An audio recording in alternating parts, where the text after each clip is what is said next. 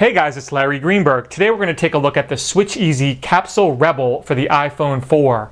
Very excited to take a look at this case. The Capsule line was one of my favorite cases for the iPhone 3G, 3GS.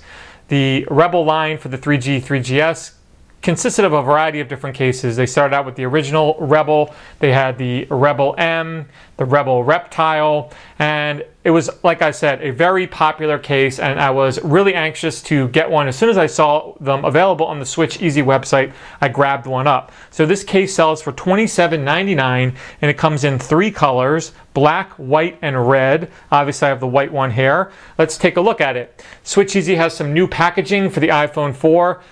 I've never been a fan of their packaging. It's very complicated. It's kind of like a jigsaw puzzle. Once you get it open, it's very hard to get it back together, but that's not a knock on the case, just kind of a personal pet peeve of mine. So you get a ton of stuff with all the Switch Easy products.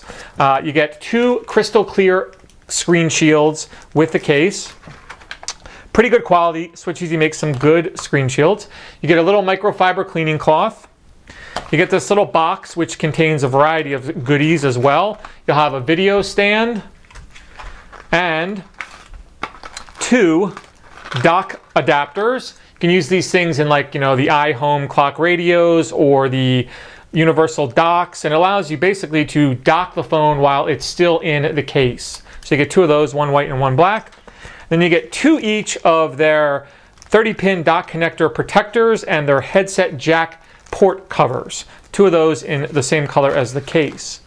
And then, of course, here is the case itself. It's a two-piece case made of kind of a hard, durable plastic and then a soft, it's plastic as well, but kind of feels more like TPU. Getting the case on and off is not easy. It's a little bit different in design than the other versions of the Rebel, and I'll show you what I mean when I get it off.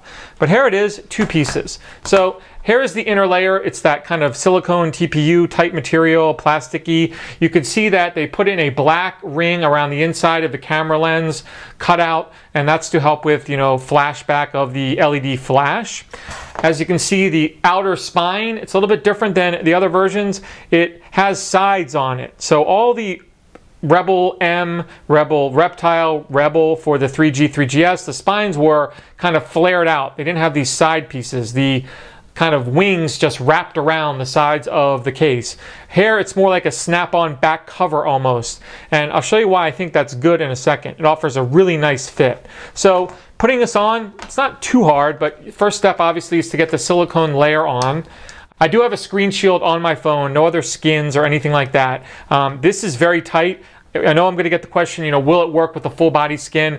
I'm going to go out right now and say no. This layer right here is very tight. You can see it comes up just to the edge of the glass. So, if you were to have a skin on there, I'm afraid you'd end up with, a problem putting this on because it wouldn't reach the full side of the phone.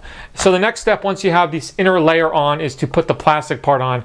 I've only been using this case for a little bit, and I haven't really found the best way to do it. Kind of like a snap-on back cover. You just kind of have to push and pull and get it snapped over there. You got to make sure your buttons are, don't get messed up. But it's definitely not the easiest case to get on. But once you get it on, it's a really nice fit. You just have to make sure that all the points kind of click in, and there you go, it's all set.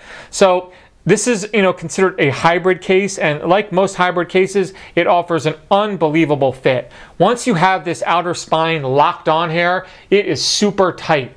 The iPhone 4 is not moving. There's no creaking. It feels absolutely awesome. You can see there the spine. Like I mentioned, it comes up all the way to the sides, and that's what now gives you that lay on the table design. So if you just had that rubberized or the TPU type skin on the back of your phone, you didn't have that lay on the table. Once you throw the spine over, you can see you now have a decent amount of lay on the table design.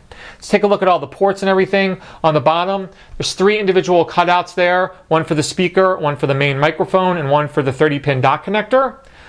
On the side, you can see individual buttons for the volume buttons, as well as a cutout for the vibrate switch. It's pretty easy to access. It's a shallow cutout. Didn't have any problems getting to the vibrate switch. There's the top view.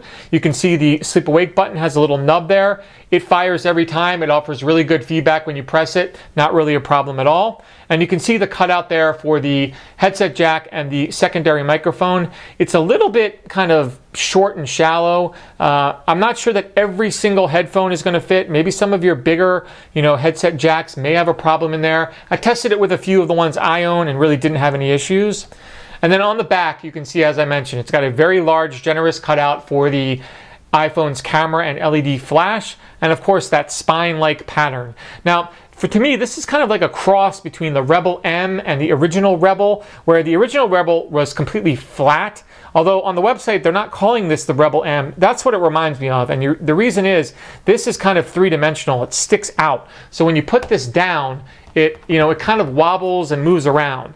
Not sure I like that all that much. I prefer the original Rebel that was completely flat. I'll probably wind up putting my phone onto the table screen side down more because of that. It's just not as secure when you do it this way. So once you have it all set up, you can of course add on all the extras. So let me open up the 30-pin dock connector port cover and stick that on. These only go in one way, and like that. You can see it, protects it from dust and dirt and all that. Then of course you have the headset jack covers. I like those because I hardly ever use headphones in my iPhone. I either am using Bluetooth or I use my iPod Touch, and I like having those on there. So let's get one of those in there. You can see it fits in there perfectly, nice and flush, no issues with it whatsoever. So I'm really liking this case in the short amount of time that I've had it. Again, if you're looking for a hybrid style case, this is one to check out. I haven't found one really that fits this well. Again, super tight, really conforms to the overall shape of the iPhone, does not add a tremendous amount of bulk. If I had to pick one complaint, it's probably the raised spine. Not a fan of that all that much. I wish it was more flat. Although it does add a nice amount of grip when you're holding it in your hand. So I guess, it's a trade-off. So again, the Switch Easy Capsule Rebel is available now in 3 colors, black, red, and white, for $27.99 directly from the Switch Easy website. I will put a link in the video description. If you have any questions about this case or anything else, please feel free to drop me a line. Otherwise, you have a great day.